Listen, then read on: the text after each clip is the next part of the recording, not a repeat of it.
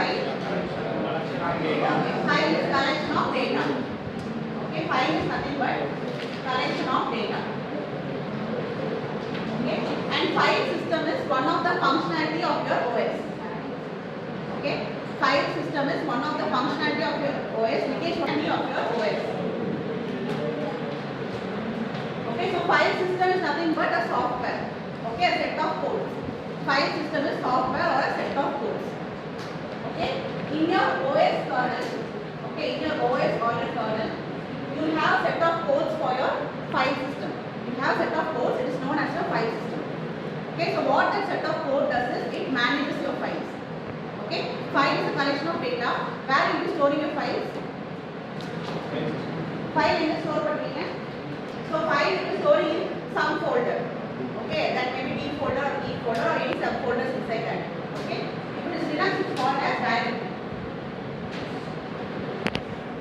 Okay, and files can be anything.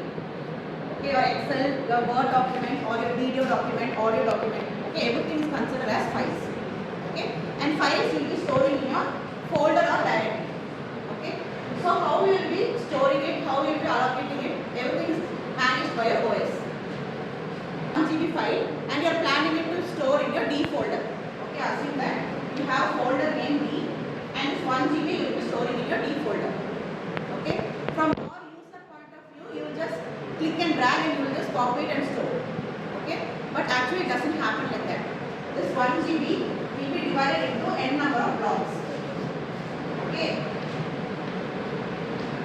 your file will be divided into blocks, n number of blocks, and that blocks will be stored in your sectors, your disk sectors. Okay, Melvina? Okay, so your file will be divided into many blocks and that blocks will be allocated to your disk sectors. Okay, your disk will be divided into many tracks.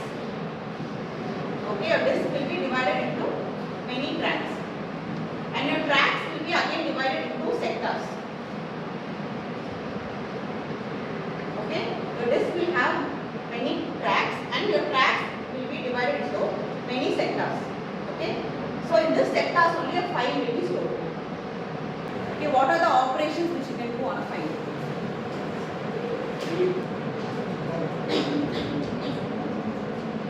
A file, it can be any file. Now we will talk about a Word document. Okay, so if you are creating a Word document, Sasigma, then what will you do? Or a Word document, whatever. You can read. Okay, you can read the data. Next. Write. You can write then. You can delete. Next. Alt. You can truncate. Okay. Truncate and reposition.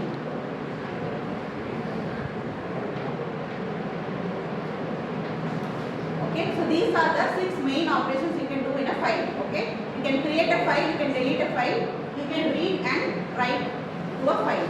Okay, so these four is okay. What you mean by truncation means if in case you delete or file delete pandreenga, okay, assume that you have a file, okay, abc.txt file. Okay, if you delete this file, the file attributes will also get deleted. Okay, when you delete, just note this point, delete now, the file attributes will delete them. Okay, but when you are truncating, your file attributes will not get deleted. Okay, file attributes will not get deleted. Okay, so there is a difference alone you note it down. Repositioning means repositioning your read-write data head. Read-write head. Okay, read-write head and the pointer. You can go here to write down. Okay, the read-write head. Whenever you open a new file, the pointer will be in the first position. Okay, so repositioning means this pointer you can reposition somewhere else. These are operations which you can do on a file. Okay, next is file attributes. Okay, write the heading as file attributes. It is also called as metadata. Okay, metadata now or extra information about the data. Simple name and terms. Again, you have a name for that. Okay, so first one is the name. Next, after name, mention Enough enough. What are the attributes after name?